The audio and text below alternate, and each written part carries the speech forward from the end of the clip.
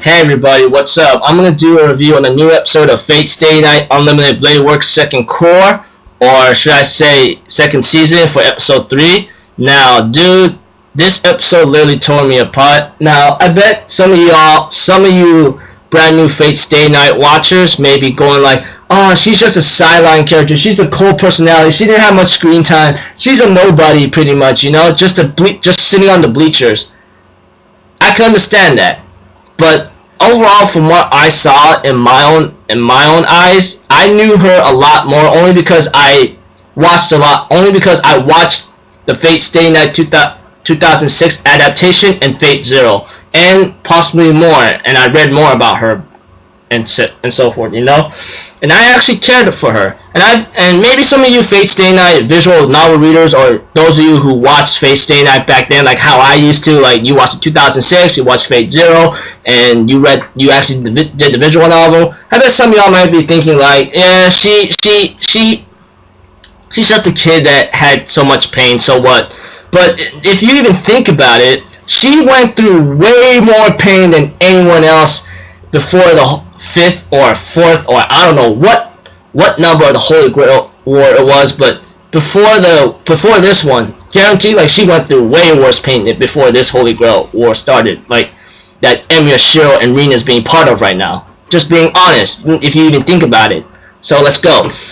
Okay, at the beginning, we see to it that Berserker and Ilya are ready to face Goldilocks, the guy with yellow hair. He pretty much says, so the guy's ability must be summoning these portals, and I'm pretty sure those of you who are brand new to Fate Stay Night, and this is your first, very first Fate Stay Night, first time you're watching Fate Stay Night, like this is your first time watching Unlimited Blade Works, like this is your first one, Unlimited Blade Works. Sorry for repeating myself. I bet you all might be thinking like, this is the guy's ability? What the? I know, I can tell. If I were really brand new, I'd be shocked too. Like literally, I would go like, what the heck, man? I'd be jumped aback. Just being honest. But as for Goldilocks, or the blondie hair guy, mysterious servant, whatever he is, he ends up saying that even though the weapons I have are not very effective, I have weapons that can actually kill heroes from the past. So let's see what you got. Your labors are there, but let's see what your chances have, Heracles, the guy says. And after that, we get to know a little backstory of Ilya's feel. So we see to it that as a young child, she thought Kiritsugu would come back, but it was actually something else. Possibly something psychological damaging mind that might have invaded her mind right now, going like, hey, the person we care for has betrayed us, left us as if we were tools. And this really made Ilias feel going, no, this is not true. And as for the guy who's in charge of the Einsburns or something, he pretty much looks at Ilias after she asks him a question like, where's Kiritsugu? Where's my father? Or something. And by that time he left. And then later on she gets psychologically invaded once more by this thing whatsoever, and says, you know, he has another family, etc. All I know is you must live to actually kill him or something. Or somewhat that's corrupting Ilya's mind to go like psycho as a young kid, and she smiles sinisterly.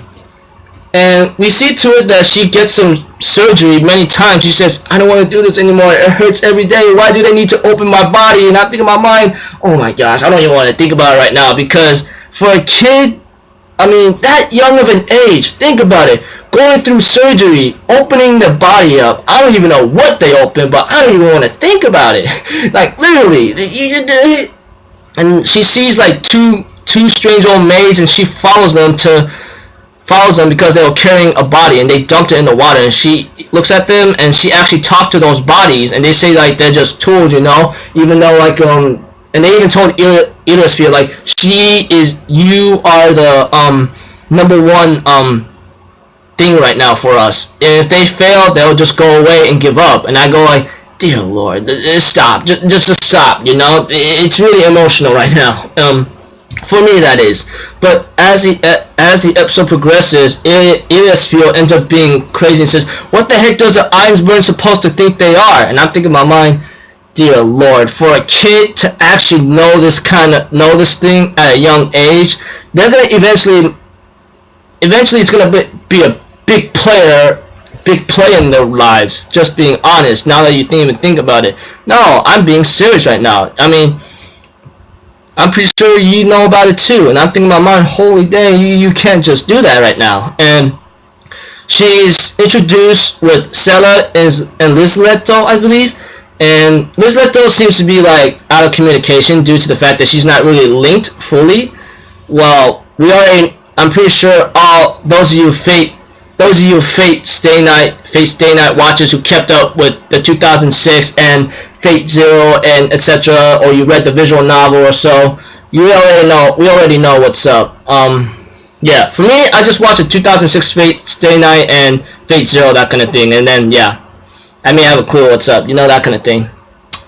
Anyways, as the episode progresses, we see to it that Ilyaspio did not care for both of them as much because they're just tools in the end. And I'm thinking in my mind, dear Lord, for a kid to know that kind of a knowledge, she's gonna go crazy. Okay, leave it at that.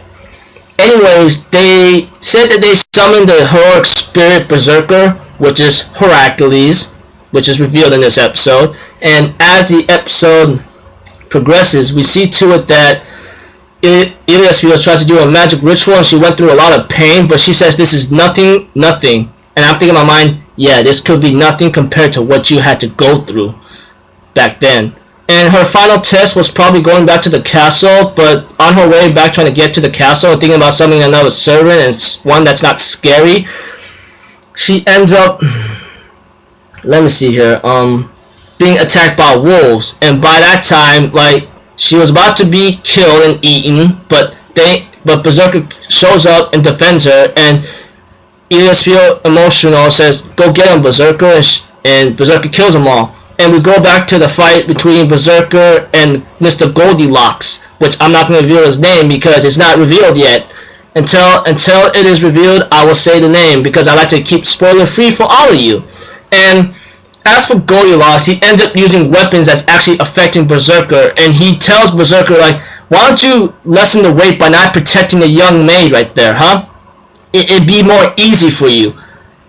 He was pretty much tempting, Goldilocks is pretty much tempting Berserker to, like, is telling him to let go of Ilyaspio and fight me full on to your earnestness. And therefore, Berserker disagrees, and therefore, Goldilocks goes like, okay then, time for you to go. And therefore, he ends up using a lot of weaponry that is affecting Berserker really, really badly, or Hercules, and Rin and Shiro enters the house, and Rin tells Shiro, like, no matter what happens, you can't interfere. We can't do anything right now. You got to do that. And therefore, Shiro and Rin is just watching the battle between Heracles and Goldilocks, or should I say Berserker and Goldilocks. Goldilocks ends up doing major damage to Berserker, and Berserker gets chained up somehow, and by Goldilocks' ability. He says, behold, the chain of heavens, even by a god or so, this, even with strong divine power, this is the ability that's not gonna do anything. It can stop movement from anyone, like a god or something, Goldilocks says. Therefore, the yellow-haired guy uses a powerful spear and pierced Berserker's chest. And Idiot feels like, no, Berserker, please come back to me, no.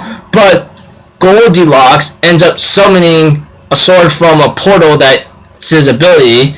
He grabs it, slices Iliaspio's eyes. I'm like, no,